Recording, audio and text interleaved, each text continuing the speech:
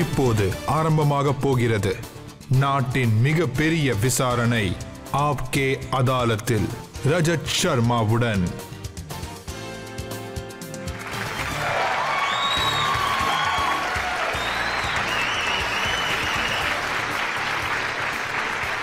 வணக்கம். ஆப்கே அதாலத்துக்கு உங்கள் அனைவரையும் வரவேற்கிறேன்.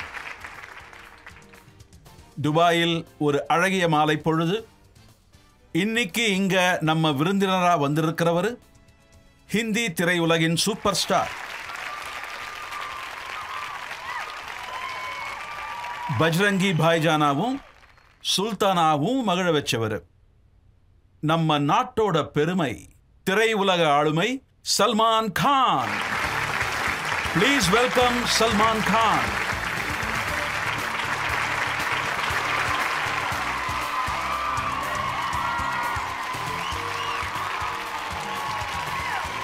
சல்மான், ரொம்ப நாளா உங்களுக்காக காத்துக்கிட்டு இருக்கேன். வாங்க உட்காரலாமா? உங்களுக்காக கூண்டு ரெடியா இருக்கு.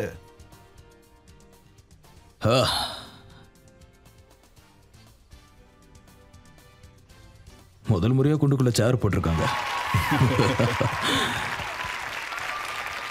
35 வருஷ கரியர் சல்மான். ஒவ்வொன்றும் சூப்பர் ஹிட். இருந்தாலும் 9 வருஷமா உங்களை தேடிக்கிட்டு இருக்கிறேன். ஆப்கே அதாலத்துக்கு நீங்க வந்து சேர்றதுக்கு 9 வருஷம் ஆயிடுச்சு. நீங்க என்ன கேட்க போறீங்கன்னே தெரியல. நீங்க ஜாலியா கேட்டுருவீங்க, ஆனா நான் என்ன பதில் சொல்ல போறேன்னு தான் தெரியல. நீங்க கேட்கறதுல ப்ராப்ளம் கிடையாது, நான் என்ன பதில் சொல்றேங்கிறது தான் ப்ராப்ளமே. இதோ இந்த மைக் இருக்கே, ரொம்ப டேஞ்சரான பொருள். ஆனால் நம்ம மூளை இருக்கே, அது இதை விட டேஞ்சரானது. ஏன்னா நம்ம ஒரு விஷயத்த சொல்லிடுவோம், மக்களுக்கும் அது புரிஞ்சு போச்சுன்னு நினைப்போம். மக்களும் புரிஞ்சுப்பாங்க, ஆனால் மாற்றி புரிஞ்சுப்பாங்க. மன்னிப்பும் கேட்டாகணும். சரி, வாங்க ஆரம்பிக்கலாம். ஆப்கே அதாலத்துல இன்றைக்கு விசாரணையில சூப்பர் ஸ்டார் சல்மான் கான் மீது முதல் குற்றச்சாட்டு. ஆப்கே அதாலத்தில் சூப்பர் ஸ்டார் சல்மான் கான் மீது உள்ள குற்றச்சாட்டு இவரோடது டபுள் ஸ்டாண்டர்ட். சல்மான், இதுதான் முதல் புகார். கிசி கா பாய் கிசி கா ஜான் செட்டில் இருந்து வந்திருக்கு. நீங்க அந்த செட்ல இருக்கிற ஆக்ட்ரஸஸ்கள், அதாவது ஹீரோயின்ஸ், அவங்கள கூப்பிட்டு கொஞ்சம் டீசெண்டா ட்ரெஸ் பண்ணிட்டு வாங்க, உங்க நெக் லைன்லாம் ரொம்ப லோவா இருக்குன்னு சொன்னீங்களா? இங்க பாருங்க சார், இங்க எல்லாரும் உட்காந்துருக்காங்க, எல்லாரும் அவ்வளவு டீசெண்டா உட்காந்துருக்காங்க. நாம ஒரு டீசெண்டான படம் பண்ணோம்னா எல்லாரும் அதை போய் பார்ப்பாங்க, அவங்க குடும்பத்தோட போய் பார்ப்பாங்க. இங்க எல்லாரும் என் படம் பார்த்துருக்கீங்களா? போய் பார்த்துருக்கீங்களா? யார் யாரெல்லாம் பார்க்கலையோ இந்த ஷோவுக்கு அப்புறமா போய் பாருங்க. ஆனா நீங்க இப்படி டீசெண்டா ட்ரெஸ் பண்ணணும்னு ஒரு சட்டம் போட்டிருக்கீங்கல்ல, இது வெறும் பெண்களுக்கு மட்டும்தான் பொருந்துமா இல்ல உங்களுக்குமா? சார், இதுல டபுள் ஸ்டாண்டர்ட்ல எதுவும் இல்ல சார். ஒரு டபுள் ஸ்டாண்டர்ட் இதுல டபுள் ஸ்டாண்டர்ட் இல்ல. உங்க சட்டையை நீங்க ஒரே நிமிஷத்துல கழட்டிடுறீங்களா? ஆனா எண்ட்ல தான் நான் ஷர்ட்டை கழட்டுறேன். அதாவது இங்க பாருங்க, பாடிஸ் இருக்குல்ல, பெண்களோட உடம்பு அது ரொம்ப ரொம்ப அழகானது. அது எந்த அளவுக்கு மறைக்கப்பட்டிருக்கோ அந்த அளவுக்கு பெட்டர்னு நான் நினைக்கிறேன். சல்மான், ஆனா பெண்கள் விஷயம் ஓகே தான். நீங்க 17 வயசுல முதல் ஆட் பண்ணீங்க, அதுலயும் ஷர்ட்டை கழட்டினீங்க. சார், அதுல ஸ்விம்மிங் சாங் இருந்துச்சுல, அதனால தான் அதெல்லாம் அப்படி பண்ண வேண்டியிருந்துச்சு. ஆனா இன்னைக்கு இருக்கிற நிலைமை அப்படி இல்லை. எப்படி சொல்றது, இது இது பெண்கள் பிரச்சனை கிடையாது, இது பசங்களோட பிரச்சனைங்க. எந்த பார்வையில அவங்க பெண்களை பார்க்கறாங்கங்கிறதுல, யூனோ, உங்க சகோதரிங்களை, உங்க மனைவிய, உங்க அம்மாவை, அது அது எனக்கு சரியா படல. அதனால இந்த விஷயத்துல நான் சில விஷயத்த சொல்ல. உங்க ஷர்ட்டை கழட்டும்போது மட்டும் நல்லா இருக்கா சார்? நான் எதுக்காக ஷர்ட்டை கழட்டுறேன்னா, நான் ஷர்ட்டை கழட்டினது பாகி. நான் பிக்னி போட்டுட்டு ஓடி இருந்தேன். ஸ்டில் பெட்டர் தென் லங்கோடு. பிக்னிக்கு மேலேயாவது ஏதாவது இருந்துச்சு. லங்கோடு கட்டினப்ப ரொம்ப வெக்கமா இருந்துச்சு. செட்டுக்கு வந்த உடனே நினைச்சேன், ஐயோ கடவுளே. சரி, நீங்க இளைஞர்களுக்கு என்ன சொல்ல வரீங்க? சார், எல்லாருக்குமே தெரியும் சார், இருந்தாலும் சில நேரங்களில் இன்ஜினியரிங் கெட்டு போகுது. அதனால என்னோட முயற்சி என்னன்னா நாம படம் பண்ணும் போது நாங்க அவங்களுக்கு ஒரு வாய்ப்பை கொடுக்க கூடாது. அதாவது கண்கள் நம்ம ஹீரோனிய நம்ம பெண்களை அப்படி பார்க்க கூடாதுன்னு. உங்களுக்கு ஓடிடி கான்டென்ட் மேல கூட ப்ராப்ளம் இருக்குல்ல? எனக்கு நிறைய ப்ராப்ளம் இருக்குது சார். ஐ திங்க் ஓடிடி பிளாட்ஃபார்ம்ல கூட சென்சார் இருக்கிறது நல்லதுன்னு நினைக்கிறேன். ஏன்னா நம்ம படத்துல 2 பஞ்சஸ் அதிகமா இருந்தா கூட சென்சார்ல உடனே எங்களுக்கு ஏ சர்டிஃபிகேட் கொடுத்துட்றாங்க. இங்க வேற மாதிரி ஆக்ஷன்லாம் நடக்குதுங்க. ஆனா அதுக்கு ஏ பி சி எந்த மாதிரி சர்டிஃபிகேட்டும் இல்லையே. அப்ப எல்லா ரெஸ்ட்ரிக்ஷன்ஸும் ஓடிடிக்கு தான், பிக் பாஸ்க்கு எதுவும் தேவை? அதாவது பிக் பாஸ்க்கு ஏகப்பட்ட ரெஸ்ட்ரிக்ஷன் இருக்கு. அவ்வளோ ரெஸ்ட்ரிக்ஷன்ஸ் இருந்தும் நீங்க என்ன சொன்னீங்க? நீங்க ஜுபேர் கான் என்ன சொன்னீங்க? சாமி சத்தியமா சொல்றேன், உன்னை நாய்ப்படாத பாடு படுத்தலாம் என் பேர் சல்மான் கான் சொன்னேன் சார், சொன்னேன். ஆமா அப்படிதான் நான் சொன்னேன். ஏன்னா அவர் பொண்ணுங்க கிட்ட ரொம்ப தப்பா நடந்துக்கிட்டாரு. அதனாலதான் அப்படி சொன்னேன். ஏன்னா நான் மொத்த ஃபுட்டேஜும் பார்த்தேன். திரும்பவும் அவர் ஆர்கியூ பண்ணிக்கிட்டே இருந்தாரு.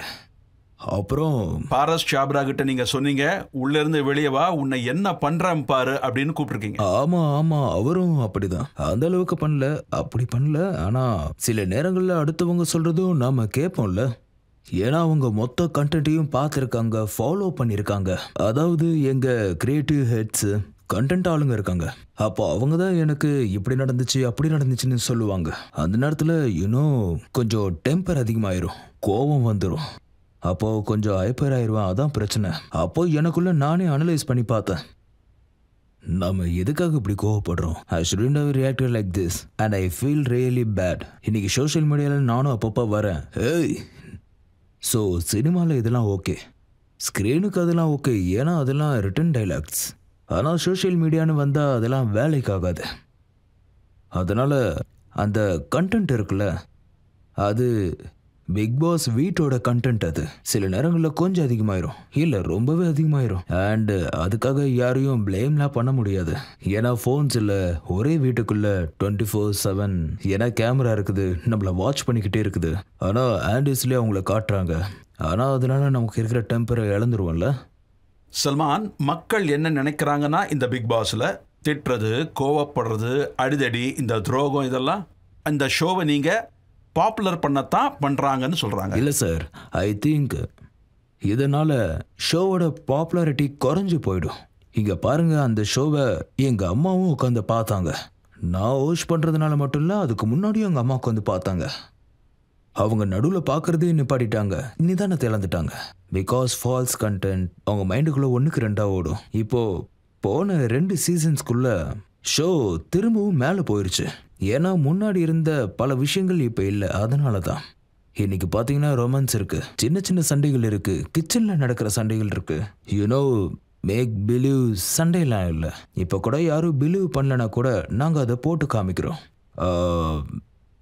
அதை ஃபுட்டேஜுக்காக பண்ணுறாங்கன்னா வீட்டுக்குள்ளேயே பேசிக்கிறாங்க, ஃபுட்டேஜுக்காக தான் பண்ணுறாங்கன்னு.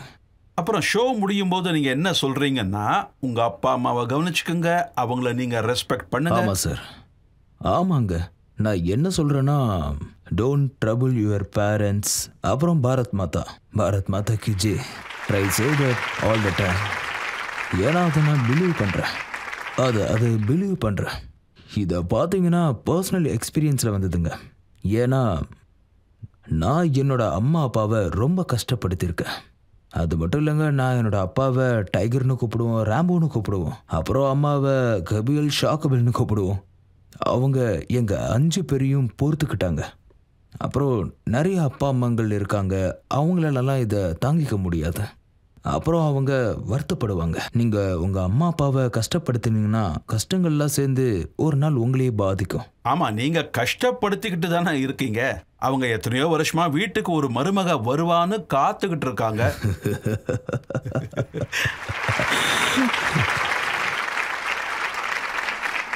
சார், நான் இங்கே என்ன சொல்கிறது, ஆனால் ஒரு பிளான் இருந்துச்சு சார். மருமக வேணும்னு பிளான் இல்லை, குழந்தை வேணும்னு இருந்துச்சு. ஆனால் அது சட்டப்படி நம்ம நாட்டில் நடக்க வாய்ப்பே இல்லை. இனி என்ன பண்ணுறதுன்னு பார்க்கலாம் சார், என்ன பண்ணுறதுன்னு யோசிக்க. நீங்கள் இன்னொருத்தருக்கு அட்வைஸ் பண்ணீங்கல்ல சல்மான், உங்களுடைய ஃபேவரட் அந்த ஷெஹனாஸ் கில். ஆமாம், நான் உங்களுக்கு அட்வைஸ் பண்ணேன், அதாவது மூவ் ஆன். ஏன்னா அந்த சித் இந்த உலகத்தை விட்டு போயிட்டாரு. அதனால் அதை நினச்சிட்டே இல்லாமல் மூவ் ஆன் பண்ண சொன்னேன். Move on. ஏன்னா அவங்களுக்கு கல்யாணம் நடக்கணும், குழந்தைகள் பிறக்கணும். இப்போ இல்லை, ஆனால் டைம் இருக்குது. அது வரைக்கும் கொஞ்சம் போய் தானே ஆகணும். அது அவங்களோட சுமக்க முடியாத பாரமாக இருந்துச்சு. பாவம் குழந்தை ரொம்ப உடஞ்சி போயிட்டா. அதனால நான் சொன்னேன் மூவ் ஆன். சார் அதுக்காக இந்த அர்த்தம் இல்லை சார். நானும் அவங்கள கமான் கமான் கமான்னு என்கிட்ட வர சொல்ல சார்.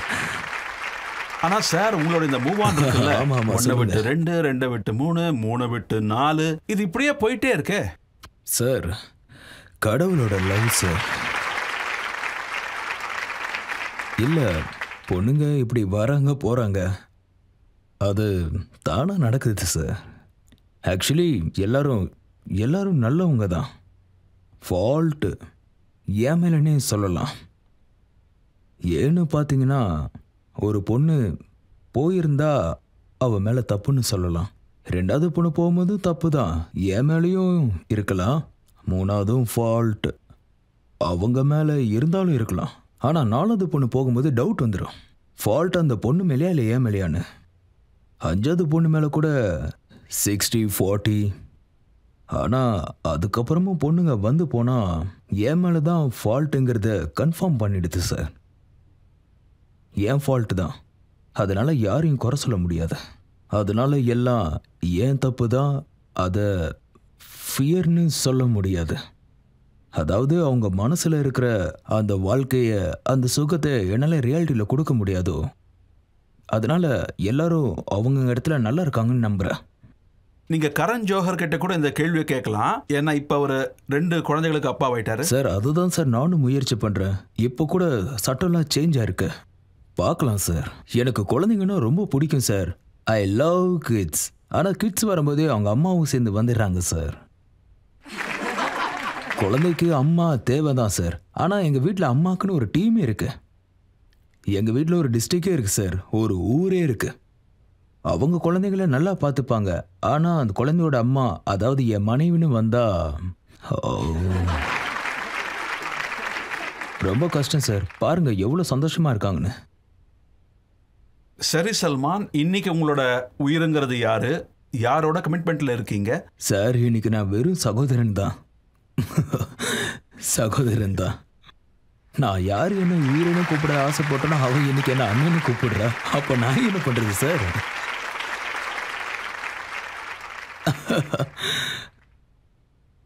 இதுக்கு கை தட்ட வேண்டிய அவசியமே கிடையாதுங்க. ஏன்னா ரொம்ப கவலையான விஷயம் இது.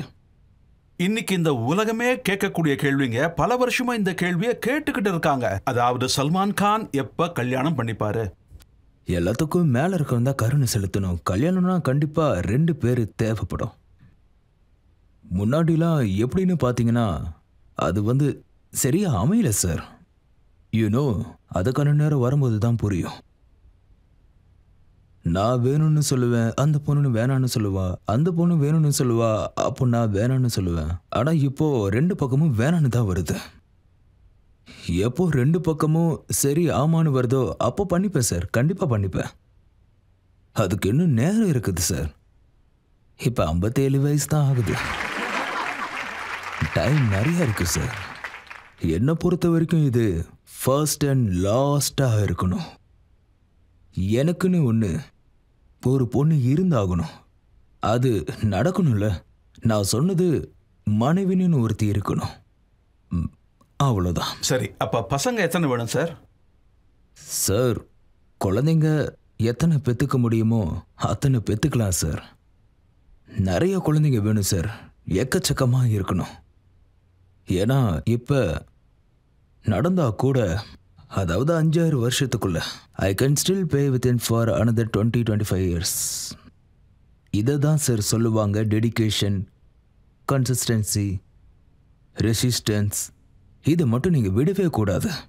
And any age, from the age of a teenager to my age, I'm still, I do played off the wrong things, but then I compensate that with a lot of right. நான் எந்த அளவுக்கு தப்பு பண்ணணும், அப்போ நான் என்ன decide பண்ணேன்னா, நான் அதை விட 3 மடங்கு நல்லது பண்ணி ஆகணும். சல்மான், நீங்க பாத்தீங்கன்னா சோஷியல் மீடியாவில் நிறைய கமெண்ட்ஸ் உங்கள் கல்யாணத்தை பற்றி தான் வருது. அதில் ஒருத்தர் ரொம்ப இன்ட்ரெஸ்டிங்கான கேள்வியை கேட்டிருக்காரு. அவர் என்ன கேட்டிருக்காருன்னா, அவர் 170 அடி வீட்டில் இருக்காராம். அவர் கல்யாணம் பண்ணால் பொண்ணை எங்கே வச்சுப்பேன்னு கேட்குறாரு. 170 ஸ்கொயர் ஃபீட்டா? இல்லை சார், அதை விட ரொம்ப பெருசு சார். அது கொஞ்சம் பெருசு சார். ஆனால் அந்த அளவுக்கு பெருசு இல்லை. துணி வைக்கிறதுக்கு செருப்பு வைக்கிறதுக்கெலாம் இடம் இருக்காது. அதான் அது பிரச்சனை தான். என் ஒய்ஃபுக்கு அந்த இடத்துல இடம் இல்லாமல் வேற யாருக்கு கொடுக்க போகிறேன் சார். ஆனால் அந்த லெஃப்ட் ஹேண்ட் அந்த ரைட் ஹேண்ட் நான் சின்ன வயசுலேருந்தே இருக்கிறேன். அது எனக்கு பழகி போச்சு. அம்மா மேலே இருக்காங்க. அதனால எனக்கு என்னமோ ரொம்ப பெரிய வீட்டில் இருக்கணுங்கிற ஆசைலாம் இல்லை எனக்கு. அது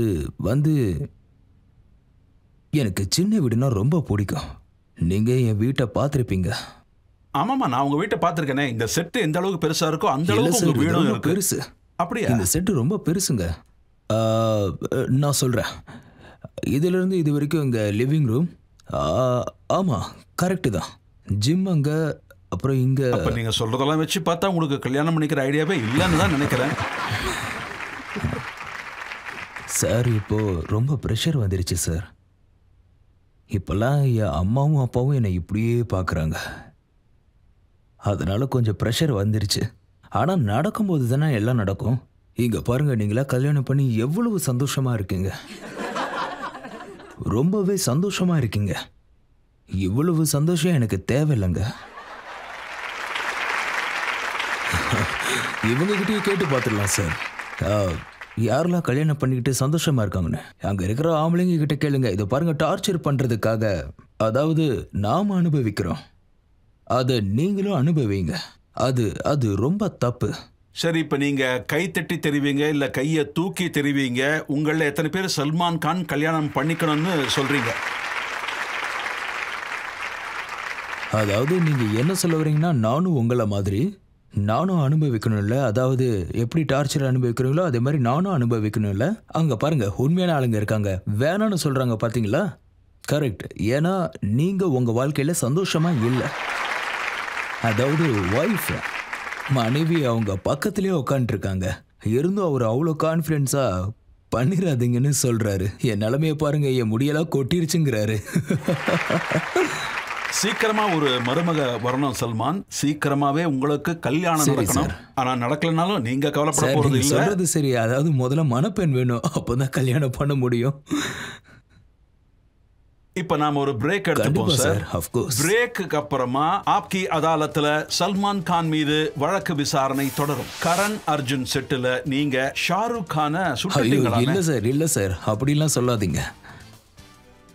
எல்லாருமே ஷாருக் கான் இறந்ததாவே நினைச்சிட்டாங்களாமே. ஆமா, அப்படி ஒரு சம்பவம் நடந்துச்சு.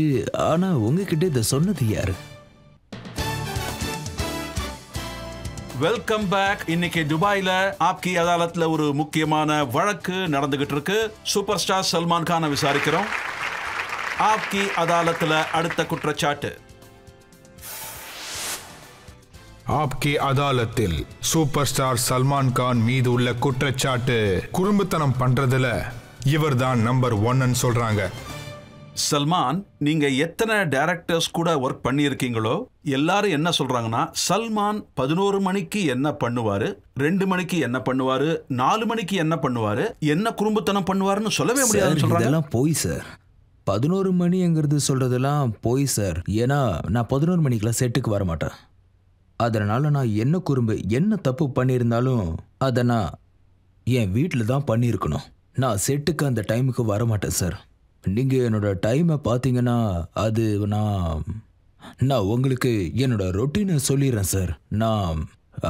நான் எழுந்துக்கிறத பார்த்தீங்கன்னா கிட்டத்தட்ட 5:30 இல்லை 6 மணிக்கு எழுந்துப்பேன். அப்படியே மெதுவாக எழுந்து 6:30 7க்குள்ளே பக்காவாக எழுந்துருவேன். அப்புறம் காஃபி குடிப்பேன், கார்டியோ ஒர்க் அவுட் பண்ணுவேன், அப்புறம் மேலே போவேன், அம்மா அப்பா கூட கொஞ்சம் டைம் ஸ்பெண்ட் பண்ணுவேன். அதுக்கப்புறம் இன்னொரு காஃபி குடிப்பேன், அப்புறம் சைக்கிள் வெயிட் அந்த மாதிரி எக்ஸசைஸ்லாம் பண்ணுவேன். அப்புறம் அதுக்கப்புறமா ஃப்ரெஷ் ஆகி செட்டுக்கு போயிடுவேன். செட்டுக்கு போனதுக்கப்புறமா அங்கே சீனை பற்றி டிஸ்கஸ் பண்ணுவோம். அப்புறம் வேலை ஆரம்பிச்சிடும். அப்புறம் டைரக்டர் பேக்கப் சொல்ற வரைக்கும் நான் செட்ல தான் வேலை பார்த்துட்டு இருப்பேன். நான் கேரோன்ல போய் உட்கார்றது இல்ல, நான் ஏசிலையும் உட்கார்றது இல்ல. எங்க செட்டோ அங்கதான் உட்காந்துருப்பேன். அவங்க பேக்கப் சொல்ற வரைக்கும் அங்கதான் இருப்பேன். பேக்கப் ஆனதுக்கு அப்புறம் தென் ஐ கம். அது சில நேரத்தில் பேக்கப் ஆக நைட்டு 1 மணி ஆயிரும், சில நேரத்தில் 6 மணி 7 மணி, whatever time. If it's early I come at back. மறுபடியும் தூங்கி எழுந்து காஃபி எக்ஸசைஸ் என் ஃபேமிலி கூட டைம் ஸ்பெண்ட் பண்ணிட்டு என் டைம் கொஞ்சம் நேரம் எடுத்துக்கிட்டு மறுபடியும் அடுத்த நாள் காலையில் வேலை அதே மாதிரி ருட்டீனில் ஸ்டார்ட் ஆயிரும். ஸோ நான் அதனால் தூங்குகிற நேரம் கூட பார்த்தீங்கன்னா 2.5 இல்லைனா 3 hours அவ்வளோதான் ஆகும். அப்புறம் ஒரு விஷயம் வழக்கமாக நடக்கும். அது எப்படின்னா, லஞ்ச் பிரேக்குக்கு அப்புறமா, அதாவது 3-4 மணி போல் என்னை பார்த்தீங்கன்னா on the set. Shot ready, ready sir, take. அந்த இன்ஸ்ட்ரக்ஷன் கிடச்சோடனே நான் உடனே டேக்குக்கு போக தான் பார்ப்பேன். செகண்ட்ஸில் ஃப்ரெஷ் ஆகி ரெடி ஆயிடுவேன். மறுபடியும் தூக்கம் வரும். ராத்திரி தான் தூக்கம். நான் உங்களுக்கு எக்ஸாம்பிள் கொடுக்குறேன் பாருங்க. சுல்தானோட டைரக்டர் அலி அப்பாஸ் சஃபர், அவர் என்ன சொல்லியிருக்காருன்னா, என்கிட்ட சொல்லாதீங்க சார், அந்த ஆள் பேரே சொல்லாதீங்க. அவர் தான் என்ன லங்கோட் கட்ட வச்சாரு. இல்ல, அது லங்கோட்டை கட்ட நீங்க ரொம்ப கஷ்டப்பட்டீங்கன்னு அவர் சொன்னார் சார். ஐயோ சார், நான் அழுதுட்டேன். அது அவரோட கான்செப்ட் பார்த்தீங்கன்னா, அது அப்படியே அவர் அந்த சீனை சொன்னார், கதையை சொன்னார். நாளைக்கு நீங்கள் லங்கோட் கட்டணும்னு சொன்னார். சரி ஓகே, நானும் கட்டிக்கிறேன்னு சொன்னேன். ஆனால் உண்மையிலேயே அவங்க லங்கோட்டை எடுத்துக்கிட்டு என்கிட்ட வந்தப்ப, கடவுளே இது எப்படி போடுறதுன்னு நினச்சேன். ஏன்னா அங்கே 5000 பேர் க்ரௌடு இருக்காங்க. ஜூனியர் ஆர்டிஸ்ட், பெண்கள் வேற, அப்புறம் ஜூனியர் ஆர்டிஸ்ட். ஏன்னா நான் அவங்க கூட மேனே பியார்ல இருந்து ஒர்க் பண்ணிட்டு இருக்கேன். அவங்க எல்லாரும் இருக்காங்க. அப்புறம் நான் அதை கட்டிக்கிட்டேன். அப்புறம் நான் கேரோன்லேயே உட்காந்துருந்தேன். வெளியே வாங்கன்னு சொன்னாங்க. வெளியே வர துணிச்சலே இல்லை. சரி வரேன்ட்டேன். அப்போ நான் சுற்றி கட்டிக்கிட்டேன். நான் அப்புறம் லுங்கி மாதிரி கட்டிக்கிட்டு வெளியே வந்தப்போ ஷூட் நடக்கிற இடத்த பார்த்துக்கிட்டே வந்தேன். அங்கே இருக்கிற எல்லாருக்கும் லங்கோட் சீன்னு தெரியும். அதனால அங்கே இருக்கிற எல்லாரும் ஆரம்பிச்சிட்டாங்க. பெண்கள், அப்புறம் அங்கே இருக்கிற ஜூனியர் ஆர்டிஸ்ட் ஆம்பளைங்க கூட தான். கலட்டுங்க. உண்மையிலே சொல்கிறேன், சத்தியமாக எனக்கு ஒரு மாதிரி ஆயிடுச்சு. அங்கே விசில் கூட அடிக்கிறாங்க. கேமரா ஃபோன்ஸ்லாம் வெளியே வந்துருச்சு. அப்புறம் நான் இதெல்லாம் பார்த்துட்டு முடியாதுன்னு சொல்லிட்டு திரும்ப கேரனுக்கே போயிட்டேன். அதுக்கப்புறம் நான் பெருமூச்சு விட்டேன். ஆனால் வலிச்சுது. திரும்ப பெரிய பலசாலியாக வெளியே வந்தேன். அதுக்கப்புறம் நான் என்னோட அந்த லுங்கியை அவுத்ததுமே அங்கிருந்து முதல்ல என் ரியாக்ஷன் வர ஆரம்பிச்சிருச்சு. லங்கோட்டு தானே கட்டுவாங்க, வேற என்ன கட்டுவாங்க? ஆமா, நீங்க சொல்றது உண்மைதான். அதனால தான் நான் அதை கட்டினேன். எதையும் எக்ஸ்போஸ் பண்ணுங்கிறதுக்காகலாம் நான் கட்டல. எந்த இன்டென்ஷனும் கிடையாது. அது என் பாடியை காட்டுறதுக்காகலாம் இல்லை. அந்த பைல்வான்ங்கிற அந்த கேரக்டரை காட்டுறதுக்காக தான் அந்த மாதிரி நடிக்க வேண்டியதாக இருந்தது. சுல்தானோட ஷூட்டிங் அப்ப உங்ககிட்ட ஒரு ஸ்கூட்டர் இருந்துச்சுல்ல, அந்த ஸ்கூட்டர் எடுத்துக்கிட்டு நீங்க காணாம போயிட்டீங்களாமே? டைம் இருந்துச்சு. அப்போ நாங்கள் ஐ திங்க் யூபியில் ஷூட்டிங் நடந்துச்சு. அந்த லொக்கேஷன் பார்த்தீங்கன்னா டெல்லியிலேருந்து 150 கிலோமீட்டர் அப்படி தான் இருக்கும். அந்த ஷாட்டுக்கு டைம் இருந்துச்சு. அந்த ட்ராக் எடுக்கிற சீன், ஆமாம் அந்த ஷாட்டு தான். அப்போ ஷூட்டிங் நடந்துட்டு இருந்துச்சு. சரி ஒரு ரவுண்டு போயிட்டு வரலான்னு போனேன். போக போக பார்த்தா இடம் அவ்வளோ அழகாக இருந்துச்சு. நான் பாட்டு போயிட்டே இருந்தேன். அப்புறம் நான் பார்த்தேன் வழியில் பசங்க, ஸ்கூல் பசங்க பேக்ஸோட போனாங்க, பையோட போகிறாங்க, பெரிய பெரிய பைகளோட போகிறாங்க. அவங்க ஸ்கூலுக்கு போயிட்டு இருந்தாங்க. நான் உடனே ஸ்கூட்டரை திருப்பினேன். எல்லாரையும் உட்கார வச்சு, அவங்க படிக்கிற ஸ்கூல் இருக்குல்ல, அது எங்கள் ஷூட்டிங் நடக்குதுல, அதுக்கு கொஞ்சம் பக்கம்தான். அவங்களுக்கு டாட்டா காமிச்சிட்டு நான் செட்டுக்கு போனேன். அழிக்கும் அது பிடிச்சிருந்தது. அதனால அவர் அதை உடனே ஃபிலிம்லேயே வச்சாரு. அந்த சீன் கூட இருக்கும், நான் பசங்களை ஸ்கூல்ல விடுற மாதிரி. அதான் நடந்துச்சு. இது ஒன்றும் பெரிய குறும்புத்தனம்லாம் இல்லைங்க, அவ்வளோ பெரிய விஷயம். இதை குறும்புத்தனம் நான் ஒத்துக்கிறேன். ஆனா கரண் அர்ஜுன் செட்டுல நீங்க ஷாருக் கானை சுட்டுட்டீங்களே? ஐயோ இல்லை சார், அப்படிலாம் சொல்லாதீங்க. நீங்க எல்லாருமே ஷாருக் கான் இறந்துட்டு தான் நினைச்சிட்டாங்கல்ல? ஆமா, அது அப்படி ஒரு சம்பவம் நடந்துச்சு. ஆனா உங்ககிட்ட யார் இதை சொன்னா? ஷாருக்கா? சரி, யாரு சொன்னாங்கங்கிறத விடுங்க. ஆனா நீங்க சுட்டது உண்மைதானே? ஆமாம் சார். அது ஷூட்டிங்கில் வந்து டம்மி கன்ஸ் இருக்கும். அப்போது நான் அங்கே என்னோட ஆக்ஷன் டைரக்டர்கிட்ட ஹீகோ வர்மா அவர்கிட்ட நான் டம்மி கன் வாங்கினேன். அங்கே ஒரு பார்ட்டி நடந்துட்டு இருந்துச்சு. ராஜஸ்தானி ஃபோக் டான்சர்ஸ் எல்லாருமே இருந்தாங்க. அப்புறம் கொஞ்ச நேரத்துக்கு அப்புறமா நான் ஷாருக் கிட்ட நான் உங்களை டான்ஸ் ஆட சொல்லி கூப்பிடுவேன், உங்களை வாங்கன்னு சொல்லுவேன், ஆனால் நீங்கள் வரக்கூடாது. அப்புறம் நான் திரும்பவும் கூப்பிடுவேன். அப்போது நமக்குள்ள ஒரு சின்னதாக தள்ளுமுள் நடக்கும், 2 பேருக்கும் வாக்குவாதம் நடக்கும். அப்புறம் இது ஒரு டம்மி கன் தான், நான் உங்களை சுடுற மாதிரி பண்ணுவேன், நீங்கள் விழுந்த மாதிரி ஆக்டிங் பண்ணணும். நெக்ஸ்ட் சொன்ன மாதிரியே நாங்கள் பண்ணோம். ஷாருக் வாங்க டான்ஸ் ஆடலான்னு சொன்னேன். சுற்றி எல்லாரும் ராஜஸ்தானி டான்சர்ஸாக இருக்காங்க, அதனால வாங்க நம்மளும் டான்ஸ் ஆடலான்னு சொன்னேன். இல்லை எனக்கு மூடு இல்லை, நம்ம அப்புறம் ஆடலான்னு சொன்னார். நானும் திரும்ப ஆடலான்னு சொன்னேன். அங்கே சோயிலும் வந்திருந்தாரு. மறுபடியும் 5 நிமிஷத்துக்கு அப்புறமா ஷாருக் வாங்கன்னு சொன்னேன். அவர் உடனே நான் தான் வரலன்னு சொன்னல, எனக்கு டயர்டாக இருக்குன்னு. நானும் இவ்வளோ நேரம் கூப்பிட்றேன்ல, சரி வாங்கன்னு கையை பிடிச்சி இழுத்தேன். அவர் என் கையை உடனே தட்டி விட்டாரு. நான் அவர் என்ன தள்ளன்னு மாறி மாறி எங்களுக்குள்ள ஸ்ட்ரகிள் ஆகிட்டே இருந்தது. நான் உடனே துப்பாக்கி எடுத்துட்டு அவரை சுட்டுட்டேன். ஷாருக் உடனே ஒரு சம்மல் ஷாட் எடுத்து அப்படியே கீழே விழுந்துட்டாரு. உடனே அந்த இடத்துல நிறைய பேர் இருந்தாங்க. ஐ திங்க் ஹனி ஆண்டி அங்கே இருந்தாங்க. ஜாவித் சாரோட மிஸ்ஸஸ் ஹனி ஆண்டி, அதாவது ஹீரோனி அனிராணி இருந்தாங்க. அவங்க உடனே என்ன சொன்னாங்கன்னா, எனக்கு இவனை சின்ன வயசுல இருந்தே தெரியும், இவன் அப்படிப்பட்ட பையன் கிடையாது, இவனுக்கு என்ன ஆச்சுன்னு தெரியலையே. அங்க அப்படியே சலசலப்பாயிருச்சு. அங்க நிறைய ஜேர்னலிஸ்ட் இருந்தாங்க. இந்த பையன் அப்படிலாம் பண்ண மாட்டான்னு அவங்களும் சொன்னாங்க. அப்புறம் இன்னொருத்தர் பிரவீன், அவர் பேரு, அவர் டைம் வீடியோவை சேர்ந்தவர். அவர் டைம் வீடியோவோட ஓனர். அவரு ஐயோ நம்ம இதுல மாட்டிப்போம், நம்ம இங்க இருந்து கிளம்பிடுவோன்னு ஓடினாரு. அப்புறம் அப்படியே ஒரு 5-10 நிமிஷம் போச்சு. நான் அப்படியே கண்ணை உருட்டி பாக்குறேன். என்ன நினைச்சிட்டு இருக்கீங்க, யாரையும் விட மாட்டேன், எல்லாரையும் சுட்டு தள்ளிடுவேன்னு முறைச்சேன். எல்லாரும் மிரண்டுட்டாங்க. அவ்வளவுதான். ராகேஷ் சார் அவர் கையெல்லாம் உதற ஆரம்பிச்சிருச்சு. ராகேஷ் சார் நடுங்கினாரு. எல்லாரும் சுத்தி பார்த்துட்டு இருந்தாங்க. நான் ஹே ஷாருக் எழுந்துருன்னு சொன்னேன். அப்புறம் ஷாருக்கை பார்த்தா ஷாருக்லாம் ரொம்ப டயர்டாக இருந்தோம். ஏன்னா அப்போல்லாம் ஷூட்டிங் காலைல 6 மணிக்கு ஆரம்பிச்சிருவாங்க. அதுவும் பயங்கர வெயில் வேற ராஜஸ்தானில். அப்புறம் தான் பிரச்சனை அதிகமாயிடுச்சு. ஏன்னா அப்புறம் என்ன ஆச்சுன்னா, நம்ம ஷாருக் இருக்காருல்ல, ஷாருக் அப்படியே தூங்கிட்டாரு. நான் அப்புறம் ஷாருக் அப்படியே எழுப்புறேன், எழுந்துருன்னு, என்ன ட்ராமா பண்ற, எழுந்துருன்னு. ஆனால் ஷாருக் எழுதுக்கவே இல்லை. இப்போ சோவேக் பேனிக், அவன் அப்படியே இருந்தான். நான் வேற துப்பாக்கியை செக் பண்றேன். அப்போ ஷாருக் கொரட்டை விடுறாரு. அப்படி சத்தம் கேட்குது. சரி தம்பி ஊரடு தான் இருக்காப்புல. அதுக்கப்புறமா நான் சும்மா ஒரு 4 ரவுண்டு சுற்றி ஃபயர் பண்ண. எல்லாரும் சிரிக்க ஆரம்பிச்சிட்டாங்க. அட என்னையா பண்ணுறீங்க, இதில் சோஹேலு இன்வால்வ்டு, அப்புறம் தாஸ் இன்வால்வ்டு தான். அப்புறம் ஹானி ஆண்டி வந்தாங்க, ஹக் பண்ணாங்க. அதை நினச்சி நான் ரொம்ப பெருமைப்படுறேன். அப்புறம் எல்லாருக்கும் உண்மை தெரிஞ்சிருச்சுல்ல. அப்புறம் பாபு பிரவீன் ரைட் சார் அவரும் அனுப்பிட்டாரு. ஏன்னா ரொம்ப பவர்ஃபுல்ல.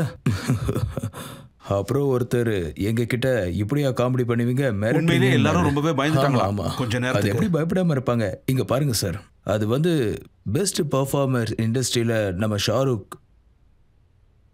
அப்புறம்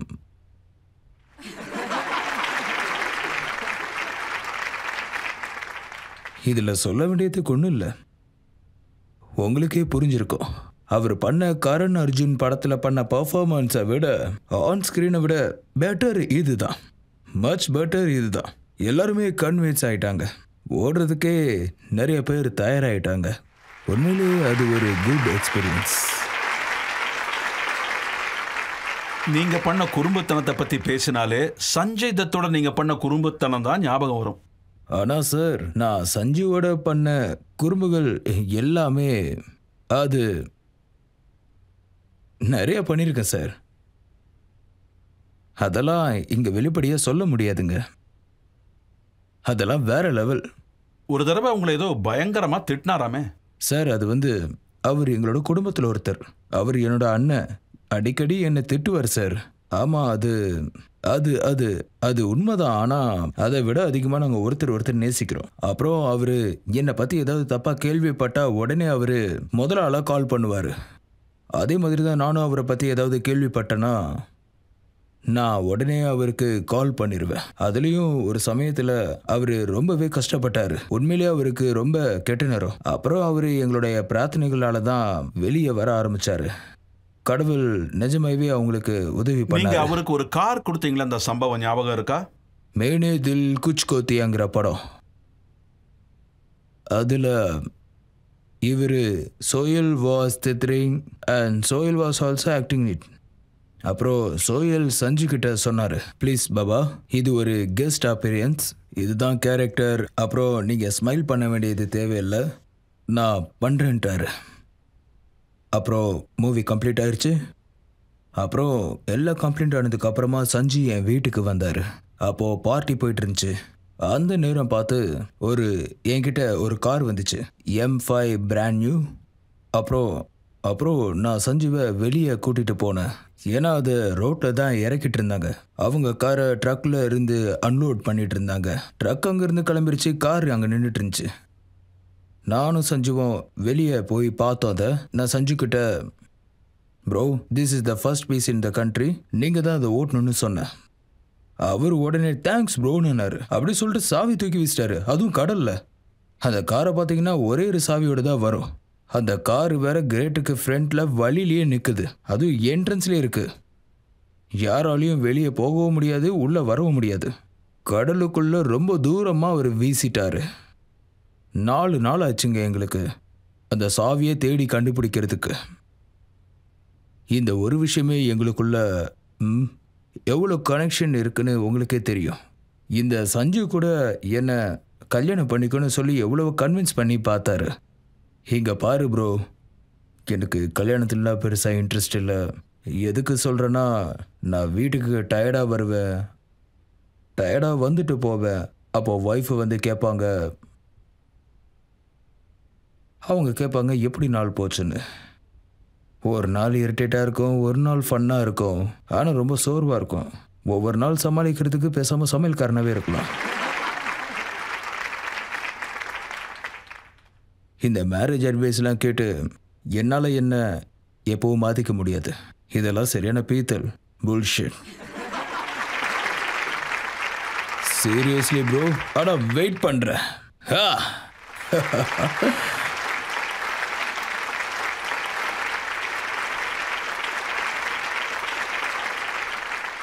வெயிட் பண்ணுறேன்.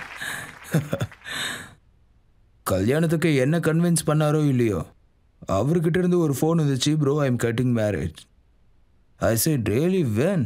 அது சரி, என்னப்பா இது மறுபடியும் நீ கெட்டிங் மேரேஜ், என்னப்பா இதுன்னு கேட்டேன். அவர் உடனே சொன்னார், இது 3வது ரவுண்டுன்னு. 3வது ரவுண்டில் இருந்து எனக்கு ஃபோன் அடிக்கிறாரு.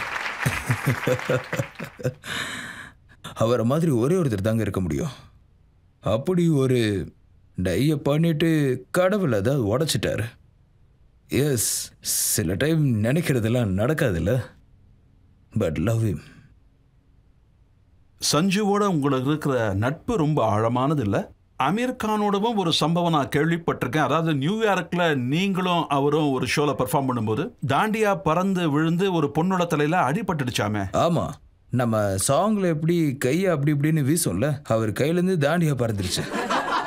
ஆடியன்ஸ் கிட்ட இப்படி ஆடி ஆடி அது நேராக போய் ஒரு பொண்ணு மண்டிலேயே பட்டுச்சு. நெத்தியில் பட்டு ரத்த வடிய ஆரம்பிச்சிருச்சு. ஆனால் அமீர் கானுக்கு இதை விட சிறப்பான சம்பவம்லாம் நடந்திருக்கு. அதெல்லாம் இப்போ நினச்சா கூட சிரிப்பு தான் வருது. இல்லை, நாங்கள் ஒரு ஷோ பண்ணிட்டு இருந்தோம், சும்மா அந்த சும்மால நான் வந்து அந்த லெதர் ஜாக்கெட் மேனே பிஆர்கேல ஜீன்ஸ் பேண்டோட போயிட்டேன். அதில் அவருக்கு கொஞ்சம் ஆக்ட் இருந்துச்சு.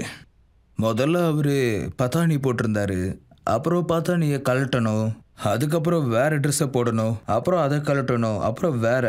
நான் சொன்னேன், அமீர் எப்படி, இதுக்கெல்லாம் டைம் ஆகுமே, வெறும் 20 செகண்ட் தான் இருக்குன்னு சொன்னேன். ஆனால் அமீர் போயிட்டாரு. அவர் டைம் வந்ததும் அவர் போட்டிருந்த ஜாக்கெட்டை கழட்டினாரு, ஷர்வானிது. அப்புறம் அவருடைய பட்டாணி கழட்டினாரு. ஆனால் அந்த நாடாவை கழட்ட முடியல. அதனால் அப்படியே ஸ்டேஜுக்கு போயிட்டாரு. போனால் அவுந்து விழுந்துருச்சு. அப்புறம் அவர் கழட்டினா நினச்சா கூட முடியல, ஏன்னா ஷூ போட்டதுக்கு அப்புறம் எப்படிங்க கழட்ட முடியும்? அப்படியே முழிச்சுக்கிட்டு இருந்தார். அங்கேருந்து அமீர் அப்படியே என்னை பார்த்தாரு. யோ உனக்கு கரு நாக்கியா? ரொம்ப வியர்டாக இருந்தார், மறக்கவே முடியாது. அப்புறம் நாங்கள் சவுத் ஆஃப்ரிக்காவுக்கு ஷூட்டிங் போயிருந்தோம். அதில் அமீரும் நானும் இப்போ கூட ஒரு 3 நாளைக்கு முன்னாடி பேசிகிட்டு இருந்தோம். அந்த சவுத் ஆஃப்ரிக்காவுக்கு ஷோக்கு போயிருந்தோம். அங்கே 2 ப்ரொமோட்டர்ஸ் இருந்தாங்க, தோரா பாய் சோட்டா பாய்னு. சவுத் ஆஃப்ரிக்காவில் நெர்பனில் தான் ஷோ நடந்துச்சு. ஒரு நாள் மழை பெஞ்சுது, அடுத்த நாளும் மழை பெஞ்சுது. யூனோ அப்போ நான் என்ன சொன்னேன்னா, இதுக்கு மேலேயும் உங்களால் you cannot afford, you come and see this, let's you charity show for them. அதனால் நாங்கள் போனோம், ஷோ பண்ணலான்னு அங்கே போனோம். அங்கே பார்த்தா ஹால் ஃபுல்லாக இருக்கு, எங்கே பார்த்தாலும் ஆளுங்களாக இருந்தாங்க. பார்த்தீங்கன்னா ஃபுல்லி பேக்டு க்ரௌட் இருந்துச்சு. அப்போது நாங்கள் பின்னாடி இருந்து என்ட்ரி கொடுத்தோம். அப்போது பார்த்தீங்கன்னா பேச்சுவார்த்தை அங்கேயே நடக்குது, அவங்களுக்குள்ள வாக்குவாதம். அது மட்டும் இல்லை, அப்புறம் அங்கேருந்து குரல் கேட்குது, சிங் சிங் சிங்னு. உடனே ஆமீர் வேற அனௌன்ஸ் பண்ணிட்டாரு, உங்களை யாரோ பாட்டு பாடுறீங்க, ஆனால் சல்மான் சூப்பராக பாடுவாருன்னு ஆமீர் அனௌன்ஸ் பண்ணிட்டாரு. நான் உடனே என்னாச்சு உங்களுக்கு, திடீர்னு பைத்தியம் பிடிச்சிச்சான்னு கேட்டேன். இவ்வளோ பேருக்கு முன்னாடி நான் எப்படி அங்கேருந்து எல்லாருமே ஷல்மான் ஷல்மான்னு கத்துறாங்க. நான் உடனே என்னடா இப்படி மாட்டிக்கிட்டோமேன்னு நினச்சேன். நான் உடனே அங்கே ஒரு சிங்கர் இருந்தார்ல, நான் உடனே அவரை கூப்பிட்டு, டியூட் உங்களுக்கு இந்த பாட்டு தெரியுமான்னு கேட்டேன். யா யா யா ஐ நோ திஸ் சாங், எனக்கு பதிலாக இந்த பாட்டை பாடுங்கன்னு நான் சொன்னேன். உடனே சரி ஓகே, இவ்வளோ ரிக்வெஸ்ட் பண்ணாங்க, அமீர் கான் சொல்கிறாரு, அதனால நான் பாடுறேன்னு. அங்கே மியூசிஷியன்ஸ்லாம் இருந்தாங்க. உடனே அவங்க வாசிக்க ஆரம்பிச்சிட்டாங்க. அவர் அங்கிருந்து பாட ஆரம்பிச்சிட்டாரு. ஜியோ தேஜி ஹே கேசே, அவர் பாடுறாரு, நான் இங்கிருந்து லிப்சிங் பண்ணுறேன். உண்மையிலேயே நான் லிப்சிங் தான் பண்ணேன். ஆனால் அமீர் என்ன அப்படியே பார்க்குறாரு, என்னையா இருந்தாலும் இப்படி பாடுறான், என்னடா அது, நான் இவரை மாட்டு விடலான்னு பார்த்தா, ஆனால் எப்படி இவர் இவ்வளோ நல்லா பாடுறாருன்னு யோசிச்சுக்கிட்டே இருந்தாரு. நான் சூப்பராக பாடினேன், ஃபுல்லாக லிப்சிங் தானே. நான் போய் அவருக்கு தேங்க்யூ சொன்னேன். நான் உடனே நான் Aamir Khan is going to sing to you, Aamir Khan is going to sing. அவர் உடனே ஐயோ. அப்புறமா அமீர் ஆரம்பிச்சாரு. ஐ சேட், அமீர் இது ரொம்ப சிம்பிள் பாட்டு தான், பாப்பா கேத்தே ஹே. சரி விடுங்க, சரிங்க, தெரியுமான்னு கேட்டேன். தெரியும்னாரு. உடனே மியூசிக் ஆரம்பிச்சாங்க. அமீர் ஸ்டார்ட் பண்ணாரு, பாப்பா கே, அப்படியே ஸ்டாப் ஆயிருச்சு. அமீர் அப்படியே என்ன பார்க்க, அண்ட் தென் ஐ ஜாயின்ட். அப்புறம் அமீர் அங்க கண்ணை காமிக்க நாங்கள் 2 பேரும் சேர்ந்து பாடினோம். அதெல்லாம் மறக்கவே முடியாது. அது ஏன் சொல்கிறேன்னா, I work with great producers, great musicians, great directors, ஏகப்பட்ட ஆர்டிஸ்ட்களோட, யூனோ ஹீரோ ஹீரோயின்ஸ் கூட. அப்புறம் இத்தனை நாள் கரியரில் நிறைய பேர் கூட ஒர்க் பண்ணியிருக்கேன். சில பேர் கூட பண்ண முடியல, அதையும் நான் ஒரு சில விஷயத்தில் பாசிட்டிவாக தான் எடுத்திருக்கேன். But if is something that I always believe, அதாவது இப்போ ஏதாவது ஒரு நல்ல ஸ்கிரிப்ட் உங்ககிட்ட வருதுன்னு வைங்களேன், and you go get long, உங்களுக்கானது உங்களை தேடி வந்துச்சுன்னா அதை நீங்கள் தூக்கி போடக்கூடாது. நீங்கள் அவரை படத்தை விட்டு அனுப்பக்கூடாது. நீங்கள் பேக் அவுட் ஆகுங்க, நீங்களே பேக் அவுட் ஆகிடுங்க. நெவர் டேக் சம்படி சாப்பாட்டை நீங்கள் பறிக்காதீங்க, நீங்களே பேக் அவுட் ஆகிருங்க. ஒருவேளை அது உங்களுக்கு ரொம்ப பிடிச்சிருக்குன்னு வைங்களேன், எப்போவுமே நீங்கள் பேக் அவுட்டே ஆகாதீங்க. And you make sure that everything is open between us. இதுதான் உண்மை. சல்மான், சந்தேகத்துக்கு இடமே இல்லாம நீங்க ரொம்ப நல்ல ரோல்ஸ் பண்ணிருக்கீங்க, பல கேரக்டர்ஸ் பண்ணிருக்கீங்க, மக்கள் உங்களை நேசிக்கிறாங்க. ஆனா அவார்டுங்கிற விஷயத்துக்கு வரும்போது அதுல நீங்க பின் தங்கிடுறீங்களே. உங்க முதல் படத்துல இருந்து இப்படிதான் நடந்துட்டு இருக்கு. எனக்கு பெரிய ஆசைலாம் இல்லை. இது என்னோட பர்சனல் வியூ. எனக்கு எந்த பிரச்சனையும் இல்லை. People was award function. நான் ஆசைப்படுறேன், நான் என்ன ஆசைப்படுறேன்னா எல்லாரும் போய் அவார்ட் வாங்குங்க, எல்லாரும் போய் அவார்ட் வாங்குங்க. ஏன்னா நீங்கள் அவார்டு வாங்க போனால் தானே நான் பெர்ஃபார்ம் பண்ண முடியும், நான் ஹோஸ்ட் பண்ண முடியும். என்ன மாதிரியே எல்லாரும் அவார்ட் வேணான்னு நினைக்க ஆரம்பிச்சிட்டாங்கன்னா அப்புறம் என்னோட பெர்ஃபார்மன்ஸ் என்ன ஆகுறது? அப்படி வரீங்களா? என் ஹோஸ்டிங் என்ன ஆகுறதுங்க? அதனால் நான் வேண்டி கேட்டுக்கிறேன், எல்லாரும் நல்லா பெர்ஃபார்ம் பண்ணுங்க. அப்புறம் எல்லாரும் இந்த அவார்ட் ஃபங்க்ஷனுக்கெலாம் வாங்க. இந்த அவார்ட் ஃபங்க்ஷன்ஸ் எல்லாம் ரொம்ப பெருசாக ஆக்குங்க. அப்புறம் அங்கே நான் ஹோஸ்ட் பண்ணுறத பெர்ஃபார்ம் பண்ணுறத பாருங்கள். இல்லை, அவார்ட் ஃபங்க்ஷன்ஸ் நடந்துக்கிட்டே இருக்கணும், நீங்களும் ஹோஸ்ட் பண்ணிக்கிட்டே இருக்கணும். நீங்களும் அவார்ட் ஃபங்க்ஷன் நடத்தணும்னு நினைக்கிறேன். ஆளாளுக்கு பண்றாங்க. அட்லீஸ்ட் நீங்க பண்ணீங்கன்னா, ஆமா நீங்க பண்ணீங்கன்னா இந்த இண்டஸ்ட்ரியை சேர்ந்த எல்லாரும், கிட்டத்தட்ட எல்லாரும் இங்க வருவாங்க. எல்லா டைரக்டர்ஸும், ப்ரொடியூசர்ஸும், ஆக்டர்ஸும், ஹீரோயின், ஸ்டார்ஸ், எல்லா ஸ்டார்ஸும் வருவாங்க உங்கள் அவார்ட் ஃபங்க்ஷனுக்கு. ஏன்னா மொத்த இண்டஸ்ட்ரியும் லவ்ஸ் யூ.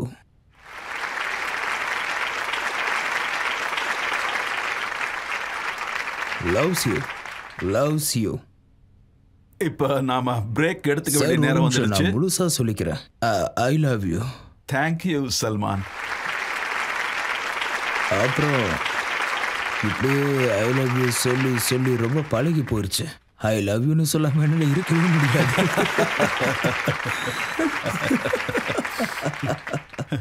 அவ்வளோ பேருக்கிட்ட நான் லவ் யூன்னு சொல்லியிருக்கேன். அப்ப நீங்க ஆட்டோபயோகிராஃபி எழுதும்போது எல்லா லவ் ஸ்டோரிஸும் அதுல வந்துடுமா? சார் அதெல்லாம் நியூஸ்லயே வரும்.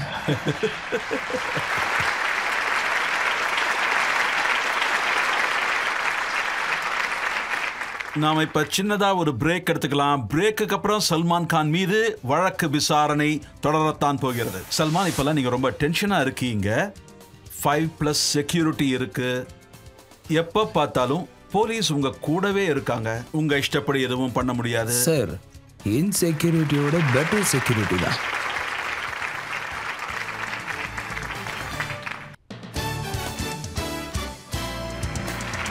Welcome back.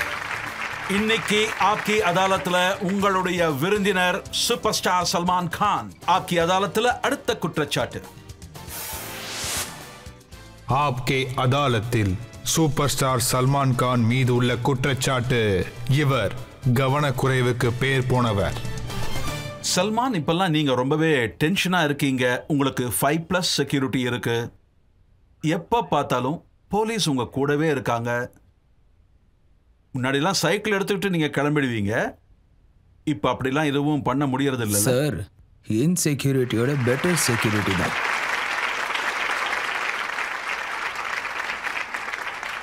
இருக்குதுங்க, இருக்குது. ஷார்ட் செக்யூரிட்டி இருக்குது.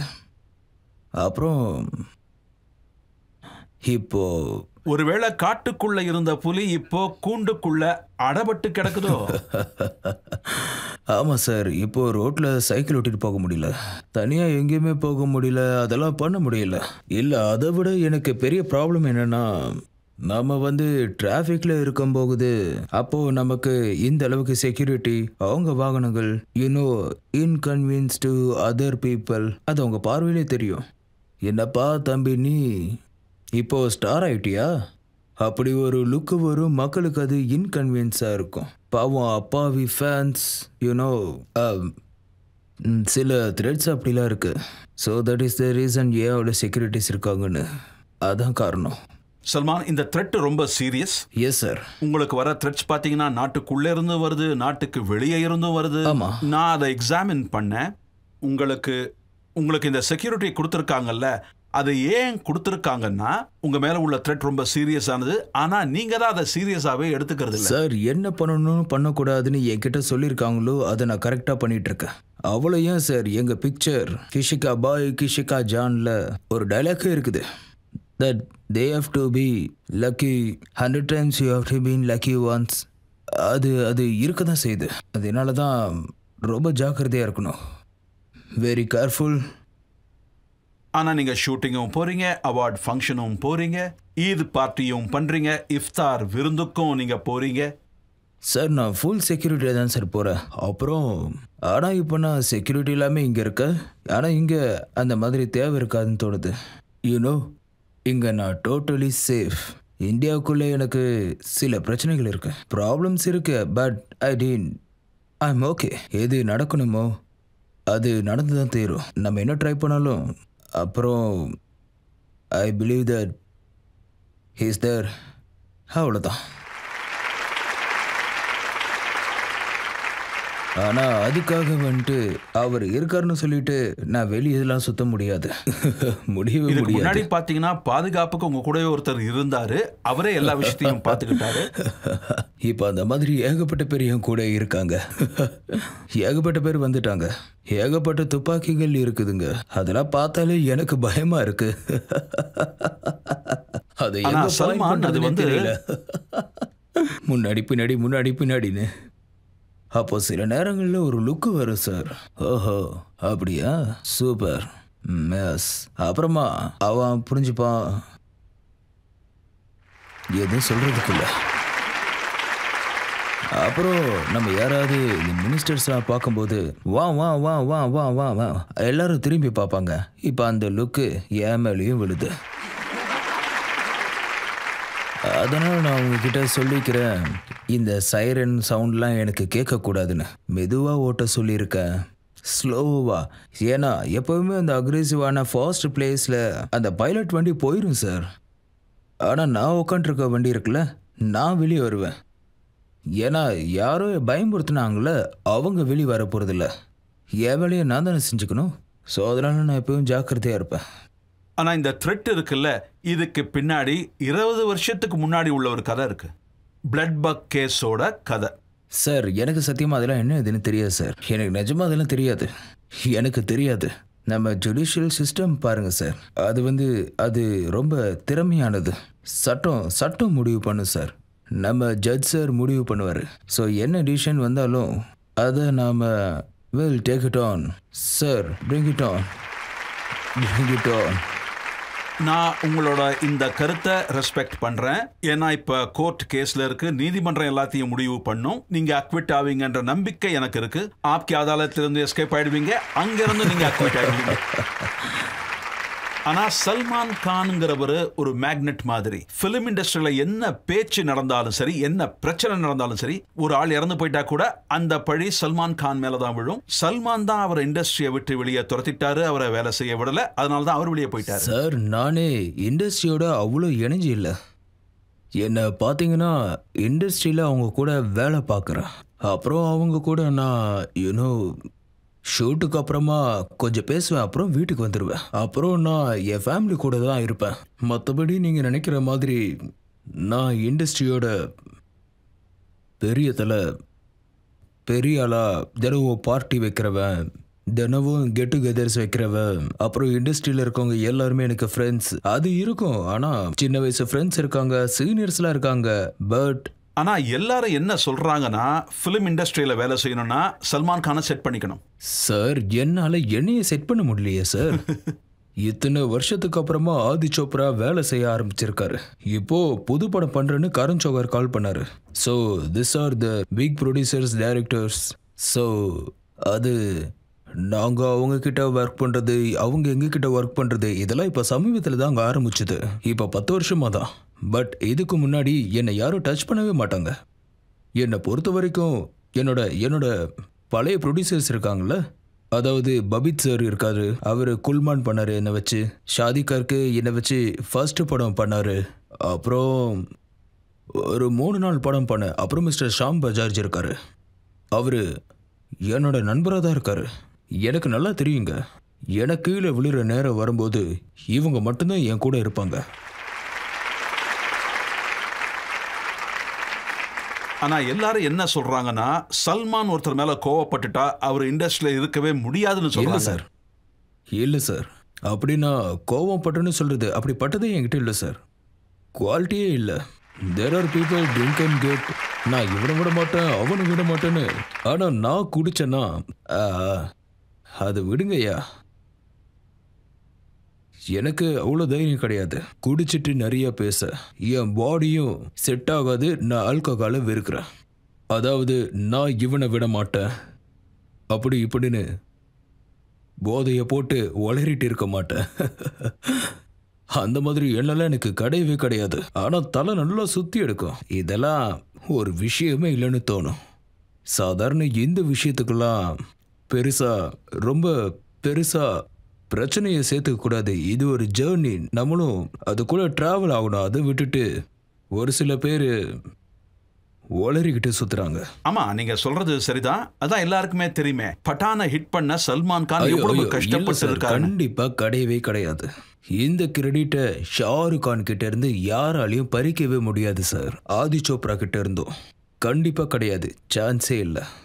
ஷாருக் ரொம்ப கஷ்டப்பட்டு பண்ணியிருக்காரு. அப்புறம் இந்த ஃபேன்ஸ் ஷாருக்கோட படத்தை பார்க்கறதுக்கு அவ்வளோ ஆர்வமாக இருக்காங்க. அப்புறம் ஒரு நல்ல நேரத்தில் ஒரு கரெக்டான படம் வந்துச்சு. அப்புறம் ஷாருக் அது வாஸ்தவம் தான், எல்லாருக்குமே தெரியும் நினைக்கிறேன். ரைட். அக்ஷய் குமாரோட செல்ஃபி ரிலீஸ் ஆகும்போது நீங்க அவரோட ஒரு வீடியோ பண்ணீங்க. கங்கனாவோட ஒரு ஃபிலிமை கூட நீங்க ப்ரமோட் பண்ணீங்க. பண்ண சார், அது இண்டஸ்ட்ரியில் எல்லாரும் என்ன சொல்றாங்கன்னா டிவைடட்னு சொல்றாங்க. அது அந்த அளவுக்கு டிவைடட் இல்லைன்னு தோணுது. எல்லாருக்கும் ஃபினான்ஸ் இருக்கு, தனித்தனி குரூப்ஸ் இருக்கு, அப்புறம் நல்ல ஃப்ரெண்ட்ஷிப்ஸ் இருக்குது.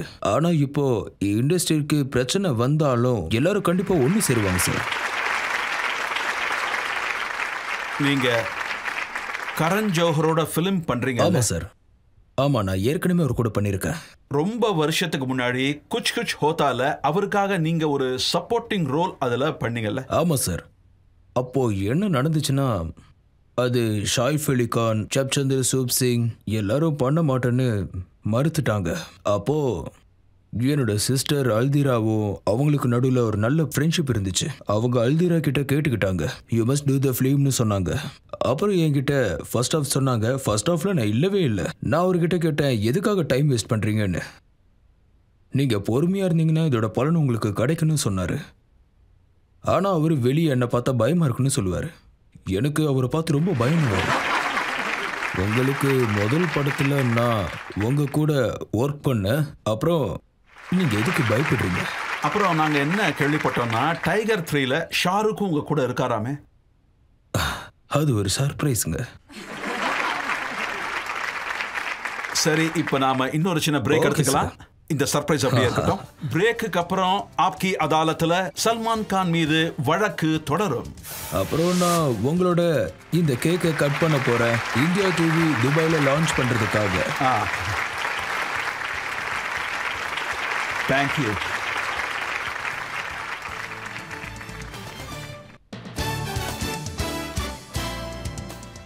Welcome back. ஆப்கி அதாலத்துல இன்றைய நம் விருந்தினர் சூப்பர் ஸ்டார் சல்மான் கான். ஆப்கி அதாலத்துல அடுத்த குற்றச்சாட்டு. ஆப்கே அதாலத்தில் சூப்பர் ஸ்டார் சல்மான் கான் மீது உள்ள குற்றச்சாட்டு, இவரது தலையீடு திரையில் அதிகம். டைரக்டர் யாரா இருந்தாலும் சரி, ஃபிலிம் எதுவா இருந்தாலும் சரி, அந்த வேலையில நீங்க தலையிடுவீங்களா? ஃபிலிமோட ஸ்கிரீன் பிளேயையும் சேஞ்ச் பண்ணுவீங்களா? ஃபிலிமோட டயலாகையும் சேஞ்ச் பண்ணுவீங்களா? அப்புறம் அந்த டான்ஸ் ஸ்டெப் எல்லாம் இருக்குல்ல, அதை கூட சல்மான் கான் தான் முடிவு பண்ணுவாரா? சார், உண்மையை சொல்லவா இல்லை போய் சொல்லவா? இது ஆப்கி அதாலத், மக்கள் பார்த்துக்கிட்டு இருக்காங்க, அதனால உண்மையத்தான சொல்லி ஆகணும். விஷயத்த நம்ம மாத்தணுங்கிற அவசியமே கிடையாதுல்ல. பட் சில விஷயங்களை பார்த்தீங்கன்னா படத்துல நல்லாவே இருக்காது. அதனால அதை சேஞ்ச் பண்ண வேண்டியது முக்கியம். எஸ், நான் மட்டும் இல்லை, நாங்கள் எல்லாரும் பண்ணுவோம். ஏன்னா அந்த டைரக்டர் இருக்காருல்ல, அவரு ஒரே ஒரு டைரக்டர் கூட தான் ஒர்க் பண்ணியிருப்பாரு. அது அவரு தான். நாங்கள் நிறைய டைரக்டர்ஸ் கூட ஒர்க் பண்ணியிருக்கோம். பல வருஷம் எக்ஸ்பீரியன்ஸ் எங்ககிட்ட இருக்கு. அதனால அந்த டைரக்டரே கூட ஒரு ஹெல்த்தி டிஸ்கஷன்ல அதை ஒத்துப்பாரு. அதாவது இது கரெக்டு, இது கரெக்ட் இல்லைன்னு முடிவு பண்ணுவாரு. அப்புறம் நாங்களும் எங்களுக்கு அவங்க எக்ஸ்பிளைன் பண்ணுவாங்க, இந்த சீனுக்கு அப்புறம் இந்த சீன் வரும். இந்த பாட்டு கூட அதனால தான் அப்படி இருக்குது, ஏன்னா இது ஒரு சுச்சுவேஷனல் பாட்டு. அப்போ நாங்களும் அதை ஏற்றுப்போம். இந்த ஃபிலிம் மேக்கிங் இருக்குல்ல, அது ஒரு டீம் ஒர்க்காக பண்ண வேண்டிய விஷயம்தான். இல்லை சல்மான், இது ரொம்ப நல்ல விஷயம். நீங்கள் இதை அக்செப்ட் பண்ணிட்டீங்க, நீங்கள் ஒத்துக்கிட்டீங்க, மறுக்க முயற்சியே பண்ணல. ஆனால் நீங்கள் ஃபிலிமோட பேரை கூட மாற்றிடுவீங்களாமே. இப்போ வந்திருக்கிற ஃபிலிம் இருக்குல்ல, இந்த ஃபிலிமோட பேர் முதல்ல, அதாவது ஆரம்பத்தில் கபி ஈத் கபி தீபாவளியாமே, அந்த பேரை வைக்கலாம்னு நினச்சாங்க, அவ்வளோதான். கபி ஈத் கபி தீபாவளி. ஆனா இந்த ஃபிலிம் ஒர்க் பண்ற கதை இருக்குல்ல, இது ஏற்கனவே இருந்த ஸ்கிரிப்டுங்க. அதுல சின்ன சின்ன கரெக்ஷன்ஸ் பண்ணோம். அப்புறம் நீங்க சொன்னீங்களே இன்டர்ஃபை பண்றோம், நடுவில் பூந்து ஒர்க் பண்றோன்னு. ப்ராமிஸா நான் ஹெல்ப் தான் பண்றேன். மூவி நல்லா போச்சு, உங்களுக்கு பிடிச்சிருந்ததா, அது நல்ல விஷயம் தானே. அப்புறம் நம்ம டைரக்டர் இருக்காருல்ல, அவர் ஒரு நல்ல ரைட்டர் தான். அப்புறம் நான் அவர் கூட ஏற்கனவே 2 படம் பண்ணிட்டேன். அப்புறம் பார்த்தீங்கன்னா ஆமா, அவர் ரொம்ப நீங்க நல்ல இதுல என்ன director. டயலாக் எழுதினீங்க? கிசிகா பாய் கிசிகா ஜான்ல? சார், இந்த படத்தோட டைட்டில் வந்து பாய் சா. சார், என் ஃபாதருக்கு எப்போவும் இந்த கிஷிகா பாய் கிஷிகா ஜான் அந்த டைட்டில் அவருக்கு இப்போ கூட பிடிக்கல தான். அவர் என்ன சொல்லுவாருன்னா, டைட்டிலுங்கிறது ஒன் வேர்டில் தான் இருக்கணும்னு சொல்லுவார். ஏன்னா சொல்கிறவங்களுக்கும் புரியணும், பார்க்குறவங்களுக்கும் அது ஈஸியாக இருக்கணும்ல, அதுக்காக தான் அப்படி மாற்றுவாங்க. ஆனால் பசங்க மட்டும்தான் படம் பார்க்கறதுக்கு வருவாங்க. உள்ள பசங்க தான் பார்க்க வருவாங்க. அதாவது நீங்க பாய் ஜானா மட்டும் இருக்க விரும்பல, ஒருத்தரோட ஜானா இருக்க விரும்பிருக்கீங்க. ஸோ அவரு பாய் மட்டும் இல்லை, ஜானு கூட. அப்போ பெண்களும் வந்து ரொம்ப விரும்புவாங்க. அது ரொமான்ஸ், யூனோ. ஆக்ஷனுக்கு ஆக்ஷன் இருந்துச்சு, காமெடியும் இருந்துச்சு. பட் ரொமான்ஸ் இருக்கும்போது ஸோ பியூட்டிஃபுல். அண்ட் ஹிந்தி இண்டஸ்ட்ரியை பற்றி ஆடியன்ஸ் எல்லாருக்குமே ஒரு தனி கிரேஸ் இருக்கும், ஆர்டிஸ்ட் என்ன பண்ண போகிறாங்கங்கிறது. ஏன்னா அந்த மூவி வந்து அதில் இருக்கிற ஃபேமிலி, நம்மளோட கல்ச்சர், அப்புறம் சகோதரர்களோட அன்பு இருக்குல்ல, அந்த மாதிரி பாசம், இந்த சவுத் சைடாக இருக்கட்டும், நார்த் சைடாக இருக்கட்டும், எல்லாமே ஒரு காமனாக நம்மளோட கல்ச்சரை ப்ரெசென்ட் பண்ணுற இடம் ஃபிலிம் தான். ஸோ அதனால நான் வந்து என்னோட படம் எல்லாருக்குமானதாக இருக்கும்னு நினச்சேன். இந்த படத்தை எல்லாரும் பார்க்குறாங்க, எல்லாரும் ரசிக்கிறாங்க, ரொம்ப சந்தோஷமா இருக்கு. ஆனால் இந்த படத்தோட டயலாக்ஸை நீங்கள் எழுதினீங்களாமே? சார், அதை இம்ப்ரவைஸ் பண்ணுவோம் சார், இம்ப்ரவைஸ் பண்ணுவோம். ஆனால் நான் என்ன கேள்விப்பட்டேன்னா, இந்த டயலாக் இருக்குல்ல, இது ரொம்பவே ஃபேமஸ் ஆயிடுச்சு. அதான் எனக்காக ஒரு உதவி பண்ணேன். ஆமாம் சார், அது வந்து ஷாட்டுக்கு முன்னாடி சில நேரம் வரும். அப்புறம் ஐ திங்க் அது வந்து அது ரியல் லைஃப்லேருந்தே வரும் சார். நீங்கள் அதுக்குன்னு இன்னும் ரியல் லைஃப்லேருந்து வருமானம் கேட்கக்கூடாது, வர வேண்டியது வரும். ஸோ அதுதான் டிபெண்ட் பண்ணும், என்ன நீங்கள் எதை காமிக்க போகிறீங்கிறத. இதெல்லாம் சொந்த டைலாக் கிடையாது, நம்ம லைஃப்பில் யாராவது சொல்லி நம்ம கேட்டிருப்போம். அப்போது அந்த விஷயங்கள் நமக்கு ஞாபகம் இருக்கும். அப்போ இந்த சுச்சுவேஷனில் நம்ம அந்த நேரத்தில் அப்போது அந்த ரியல் லைஃப் விஷயத்தெல்லாம் நம்ம சினிமாவில் லைட்டாக ஆட் பண்ணுவோம், நாங்களும் அதை கேட்ச் பண்ணிப்போம். இதை ரியல் லைஃப்பில் எங்கே கேள்விப்பட்டீங்க? அதான் நீ இப்படி பண்ணுவேன்னு எதிர்பார்க்கல.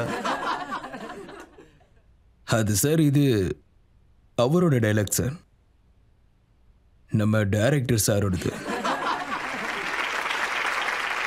ஆனால் டைரக்டர் உங்களோட டைலாக் சொன்னார். அவரோட டைலாக் வந்து ரொம்ப ஆக்வர்டாக இருக்கும். அந்த நேரத்தில் நம்ம வேற வழியே இல்லாமல் அதை சொல்லிக்கிட்டு நடிக்க வேண்டியதாக இருக்கும். இருந்தாலும் அது ஃபேண்டாஸ்டிக் ஃபிலிம். இப்போ புதுசாக சோஷியல் மீடியாவில் ஒரு ட்ரெண்ட் வந்திருக்குங்க. எந்த படம் ரிலீஸ் ஆனாலும் அதுக்கு முன்னாடியே மை காட் பாலிவுட்னு சொல்ல ஆரம்பிச்சிடுறாங்க. ஃபிலிமோட ட்ரெய்லர், ஃபிலிமோட பேரு, போஸ்டரை பார்த்ததுமே இது ஆரம்பிச்சிடுறாங்க. இது ரொம்ப நாளாவே நடந்துகிட்டு இருக்கு சார். இப்போ இது சோஷியல் மீடியாவில் வருது. ஆனால் முன்னாடி வீட்டுக்கு முன்னாடி கும்பல் சேர்ந்து போராட்டம்லாம் பண்ணுவாங்க. ஆனால் அதையெல்லாம் நாம் ஹேண்டில் பண்ணி தான் சார் ஆகணும். இப்படி தான் ஒரு படம் பண்ணோம். அது வந்து லவ் ராத்திரி. ஆமாம், லவ் ராத்திரி. அதான் டைட்டில். உங்களுக்கே தெரியும், அந்த படத்தை பார்த்தீங்கன்னா கிட்டத்தட்ட எல்லா ஃபெஸ்டிவல்லையும் பேசப்பட்டுச்சு. கொஞ்சம் டைம் இல்லாமல் தான் அந்த படத்தை ஒர்க் பண்ணி கொடுத்தேன். ஆனால் அந்த படமும் நல்லா தான் போச்சு. நான் அந்த டைட்டில் லவ் ராத்திரின்னு வச்சுக்கலாமான்னு கேட்டேன். வச்சுக்கலான்னு நாங்கள் மாற்றிட்டோம். ஸோ இப்படி தான், அதுதான் பஜ்ரங்கி பாய்ஜா. அந்த கதைக்கும் இந்த டைட்டிலுக்கும் கொஞ்சம் செட் ஆகாமல் இருந்துச்சு. அப்புறம் பஜ்ரங்கி பாய்ஜான்னு மாற்றிக்கலான்னு சொன்னாங்க. ஓகேன்னு சொன்னேன்.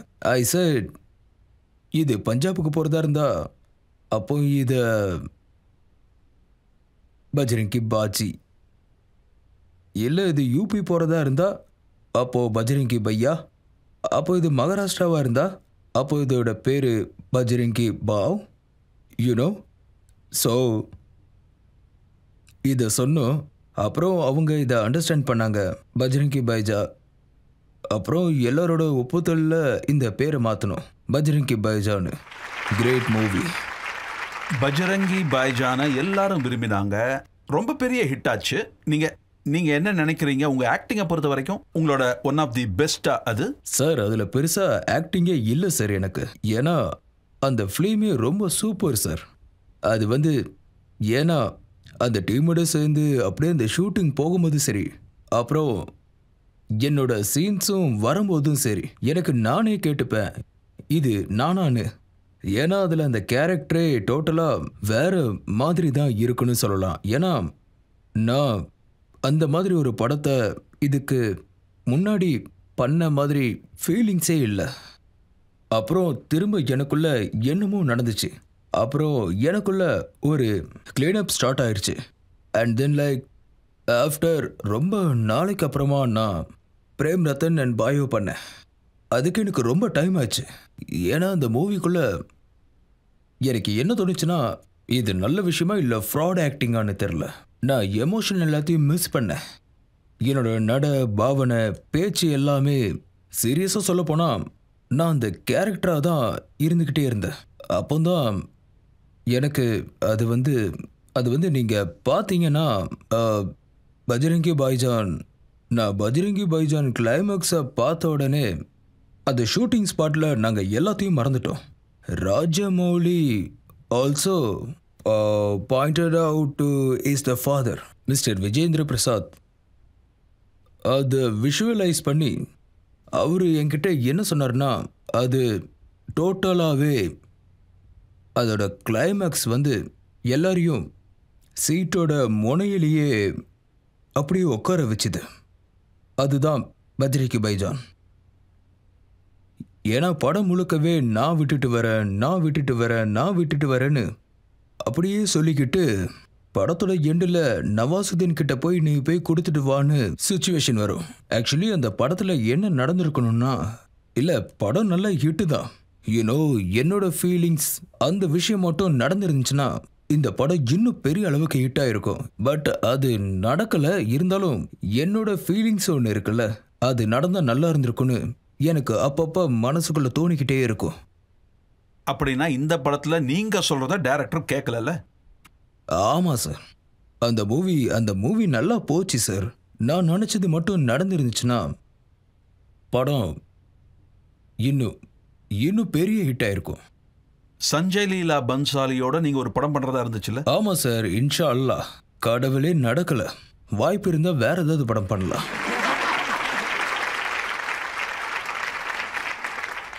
ஒரு காலத்தில் சல்மான் கான்னா ஒரு இமேஜ் இருந்ததுங்க. சல்மான் கான்னா ஒரு பேட் பாய். அந்த இமேஜை நீங்கள் மாற்றிட்டீங்கல்ல சார்? மாற்றி தானே ஆகணும். Nice relationship. அப்புறம் பார்த்தீங்கன்னா ஃபோட்டோகிராஃபர்ஸ் வராங்க, அவங்க ஃபோட்டோ எடுக்கிறாங்க, ஃபோட்டோ சேல் பண்ணுறாங்க, அப்புறம் பணத்தை பார்க்குறாங்க. நான் போஸ்ட் கொடுக்க ரெடியாக தான் இருக்கேன். அண்ணா லெஃப்ட் ரைட் அண்ணா மேலே கீழே அண்ணா ஒரே ஒரு ஃபோட்டோ இன்னும் ஒன்று நின்று அண்ணா இந்த பக்கம் அண்ணா கொஞ்சம் இங்கே பாருங்க, அண்ணா கொஞ்சம் சிரிங்கன்னு முடிஞ்சிருச்சா? ரொம்ப நன்றி போங்கப்பா, அவுட் வந்துடுவேன். அந்த நேரத்தில் என்னால் என்ன பண்ண முடியும்? அப்புறம் அவங்களும் என் கூட பிக்சர் எடுத்துக்கிறாங்க, நானும் எடுத்துக்கிறேன்.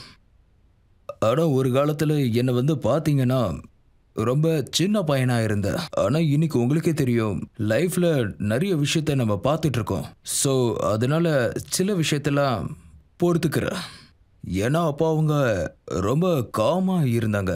அது மட்டும் இல்லை ஃபேமிலி லைஃப்குள்ளேயும் ஆனால் இப்போ பார்த்தீங்கன்னா ஏதாவது நடந்தால் அது சோஷியல் மீடியாவில் 5 நிமிஷத்தில் வந்துடுதுங்க. இப்போயே உங்களுக்கே தெரியும் அந்த நேரத்தில் நாங்கள் 15 நாள் டென்ஷன்லேயே இருப்போம், 1 மாசமும் டென்ஷன்லேயே இருப்போம். என்னன்னு தெரியாமல் முழிப்போம், நம்மளே காயப்படுத்திப்போம். அது உங்களை கொன்னுரும். ஆனா இப்ப ஜஸ்ட் 30 செகண்ட்ஸ் 5 மினிட்ஸ்க்குள்ள சோஷியல் மீடியாக்குள்ள வந்துரும். இப்போ பாத்தீங்கன்னா டைம் இல்ல, உடனே வந்துரும். என்ன பண்ண முடியும்? ஒன்னும் பண்ண முடியாது. அப்ப ரொம்ப பயங்கர டென்ஷனா இருக்குங்க. அவங்க நம்மளை பத்தி எழுதுறதெல்லாம் பெருசா எடுத்துக்க மாட்டேன். அப்போ அந்த ஜேர்னலிஸ்ட கான்டாக்ட் பண்ணணும், இன்னொரு ஜேர்னலிஸ்ட கான்டாக்ட் பண்ணணும். இந்த ஆர்டிகல் எப்படி இருக்கு பாருங்க, இதை பண்ணுங்க அதை பண்ணுங்க. அந்த 1 மாசம் உங்களால உங்க ஒர்க் மேலேயே கவனத்தை செலுத்த முடியாது. ரொம்ப டிராமாட்டிக்கா நடிக்கணும். எது சொன்னாலும் உங்க மண்டியில ஏறாம ஒரு வேலையை பார்ப்பீங்க. அப்போ உங்க ஃப்ரெண்ட்ஸோட இருக்கப்ப உங்க மைண்ட் செட் நிறையவே சேஞ்ச் ஆகும்.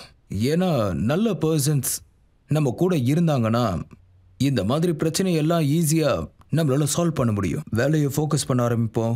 இதெல்லாம் தப்பு. ஆனா ஆர்டிகிள் போடுறவங்களுக்கே தெரியணும். இப்போ எல்லாம் ஓகேவா இருக்கு. ஆனா அந்த நேரத்தில் டென்ஷன் ரொம்ப அதிகமாக இருக்கும்.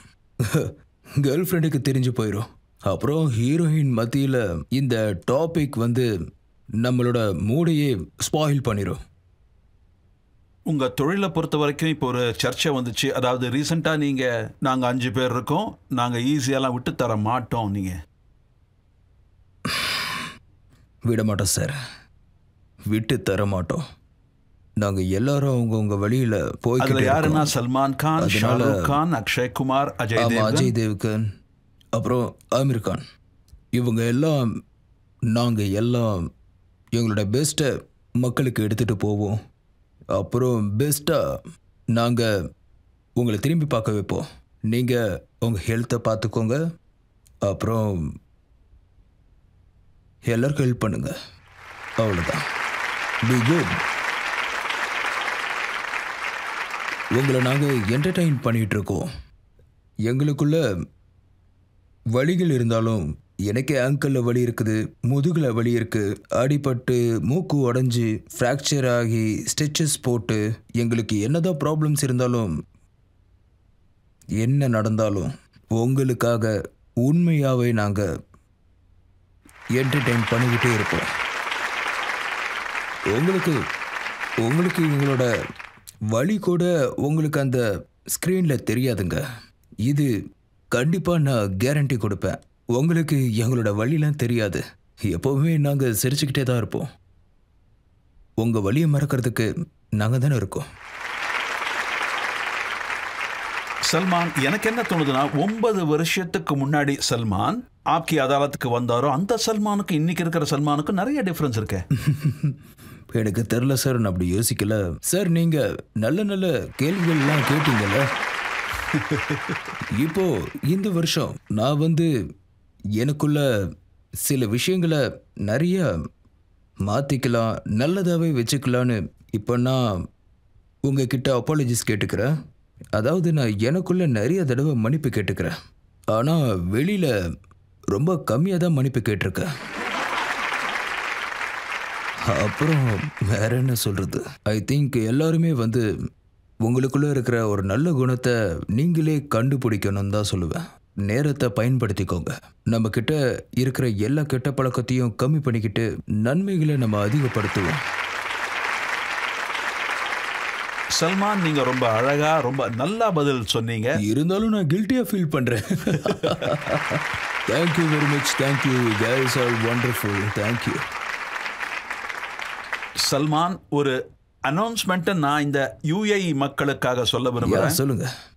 சல்மான் கானோட இந்த ஷோவை நாங்கள் துபாயில் பண்ணுவோம். இது என்னைக்கு டெலிகாஸ்ட் ஆகுதோ அன்னிலிருந்து நீங்க இந்தியா டிவியை UAEல பார்க்க முடியும். சூப்பர். சல்மானோட ஷோவோட தான் நாங்க ஆரம்பிக்க போறோம். எட்டிசலாட் அப்புறம் டியூல உங்களால இந்தியா டிவியை பார்க்க முடியும். இது எங்களுக்கு என்ன தோணுதுன்னா, இது நீங்க எங்களுக்கு கொடுத்த அன்பு, அதுக்கான நன்றி கடனை நாங்க காட்டுறோம். உங்க எல்லாருக்கும் ரொம்ப ரொம்ப நன்றி. Thank you very much. Thank you. Thank you. வாங்க இப்ப லான்ச் ப்ரோக்ராம் இந்தியா டிவி UAEல. And thank you very much Salman Khan. இப்ப கட் பண்ணலாம். I am honoured. ப்ளீஸ். நான் லான்ச் முதல் எபிசோட்ல இருக்கிறேன். நான் உங்க கூட சேர்ந்து இந்த கேக்கை கட் பண்றேன். இந்தியா டிவியை துபாய் UAEல நம்ம லான்ச் பண்றோம். தேங்க்யூ. இப்போ நான் அந்த கேக்கோட ஒரு பீஸை உங்களுக்கு கொடுக்குறேன். உங்களுக்கு எந்த அளவு சுகர் அலௌடுன்னு தெரியல, ஆனாலும் நான் இதை கொடுக்குறேன். Super. Thank you very much. You've been a very good audience and I'm really, really grateful to you for being supportive and being here. Thank you very much. Thank you. Thank you.